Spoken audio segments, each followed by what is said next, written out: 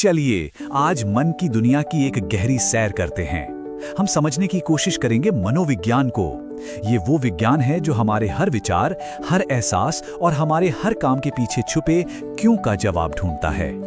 कभी सोचा है कि हम जो करते हैं वो क्यों करते हैं? कोई एक गाना सुनकर हमें खुशी क्यों होती है और कोई दूसरा गाना सुनकर उदासी? ये सवाल सिर्फ सोचने के लिए नहीं है, बल्कि इन्हीं सवालों पर एक पूरा का पूरा विज्ञान टिका हुआ है। तो आज की इस चर्चा में हमारा सफर कुछ ऐसा रहेगा। सबसे पहले हम ये जानेंगे कि आखिर मनोविज्ञान है क्या। फिर देखेंगे कि ये दर्शन यानी फिलॉसफी से निकलकर एक साइंस कैसे बना। इसके बाद हम सोच के अलग अलग तरीकों को समझेंगे, इसकी मॉडर्न ब्रांचेस पर नजर डालेंगे और आखिर में कुछ उन महान विचारकों के बारे में जानेंगे जिन्होंने इस फील्ड की तस्वीर ही बदल दी। तो चलिए शुरू करते हैं सबसे बुनियादी सवाल के साथ। आखिर ये मनोविज्ञान है क्या? अगर बिल्कुल आसान शब्दों में कहें तो ये हमारे व्यवहार और हमारे दिमाग में चलने वाली तमाम चीजों की साइंटिफिक स्टडी है। अब इसकी किताबी परिभाषा पर जाएं तो मनोविज्ञान वो फील्ड है जो सिर्फ इंसानों के ही नहीं बल्कि जानवरों के भी दिमागी प्रोसेस, उनके तजुर्बों और उनके बर्ताव की एक सिस्टमैटिक पड़ताल करता है। और इसमें वो व्यवहार भी आता है जो साफ साफ दिखता है और वो भी जो अंदर ही अंदर चलता है, जैसे हमारा सोचना या महसूस करना। शुरुआती दौर के एक बड़े विचारक थे जॉन बी वॉटसन। उनका मानना बहुत साफ था। वो कहते थे कि मनोविज्ञान सिर्फ और सिर्फ व्यवहार का विज्ञान है। मतलब जो चीज मैं अपनी आंखों से देख सकता हूं और जिसे नाप सकता हूं, बस वही साइंस है। दिमाग के अंदर क्या खिचड़ी पक रही है उससे उन्हें कोई मतलब नहीं था। लेकिन फिर B.F. स्किनर ने इस आइडिया को थोड़ा और बड़ा किया। उन्होंने कहा कि बात सिर्फ व्यवहार की नहीं है बल्कि अनुभव की भी है। और ये एक बहुत बड़ा फर्क था, क्योंकि अब मनोविज्ञान सिर्फ बाहरी एक्शन को नहीं बल्कि किसी इंसान के पर्सनल एहसास और अनुभवों को भी उतनी ही अहमियत दे रहा था। पर एक बात जाननी जरूरी है, मनोविज्ञान हमेशा से एक अलग साइंस नहीं था। इसकी जड़ें तो बहुत गहरी हैं, जो हमें सीधा दर्शन शास्त्र यानी फिलॉसफी तक ले जाती हैं। आइए इसकी इस दिलचस्प यात्रा पर एक नजर डालते हैं। बहुत समय पहले मन या चेतना जैसी चीजों पर सिर्फ दार्शनिक ही बातें किया करते थे। लेकिन फिर साल आया 1879। ये एक ऐतिहासिक साल था। जर्मनी के लिप्सिक शहर में विल्हेम वुंट ने दुनिया की पहली साइकोलॉजी लैब खोली।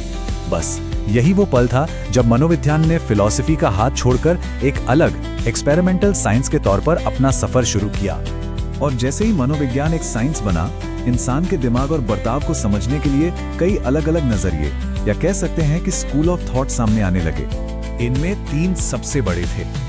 एक तरफ था व्यवहारवाद, जिसका नारा था जो दिखता है वही बिकता है। दूसरी तरफ थे सिगमंड फ्रॉइड और उनका मनोविश्लेषण, जो कहते थे कि असली कहानी तो हमारे अनजाने अचेतन मन में छिपी है। और फिर एक तीसरा ग्रुप था गेस्टाल्टवाद, जिसका कहना था अरे रुको, चीजों को टुकड़ों में मत देखो, पूरी तस्वीर को एक साथ देखो।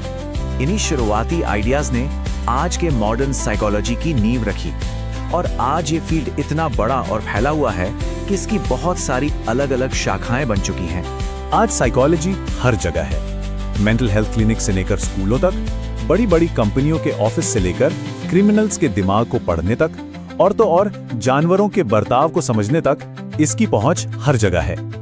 अब इन सभी शाखाओं को हम मोटे तौर पर 2 टीमों में बांट सकते हैं। एक है रिसर्चर्स की टीम, जो लैब में बैठकर ये समझने की कोशिश करती है कि हमारा दिमाग काम कैसे करता है। और दूसरी है प्रैक्टिशनर्स की टीम, जो उन रिसर्च के नतीजों को असल दुनिया में लोगों की मदद करने के लिए इस्तेमाल करती है।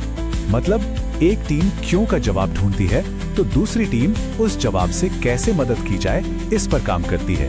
इस पूरे फील्ड को कुछ कमाल के विचारकों और उनकी थियरीज ने एक दिशा दी है। तो चलिए कुछ ऐसे ही बड़े नामों और उनके जबरदस्त आइडियाज को समझते हैं जिन्होंने साइकोलॉजी को वो बनाया जो वो आज है। जैसे कि जीन पियाजे, उन्होंने हमें एक बहुत जरूरी बात समझाई कि बच्चे कोई छोटे अडल्ट नहीं होते। उनका दिमाग अलग अलग स्टेज में डेवलप होता है, जहां उनकी सोच धीरे धीरे कॉम्प्लेक्स होती जाती है। उनकी यही थ्योरी आज भी तय करती है कि स्कूलों में किस उम्र के बच्चों को क्या और कैसे सिखाया जाना चाहिए। फिर इवान पावलोव ने अपने कुत्तों पर किए गए एक्सपेरिमेंट से दुनिया को सिखाया कि हम सीखते कैसे हैं। उन्होंने देखा कि कुत्ते खाना देखकर लार टपकाते हैं। फिर उन्होंने खाना देने से ठीक पहले एक घंटी बजानी शुरू कर दी और कुछ ही दिनों में कुत्ते सिर्फ घंटी की आवाज सुनकर ही लार टपकाने लगे। बस दिमाग ने दो अलग चीजों को, घंटी और खाने को एक साथ जोड़ लिया था। इसी को कहते हैं क्लासिकल कंडीशनिंग। बीएफ स्किनर ने इसी बात को और आगे बढ़ाया। उन्होंने बताया कि हमारा व्यवहार सिर्फ चीजों को जोड़ने से नहीं, बल्कि उसके नतीजों से भी कंट्रोल होता है।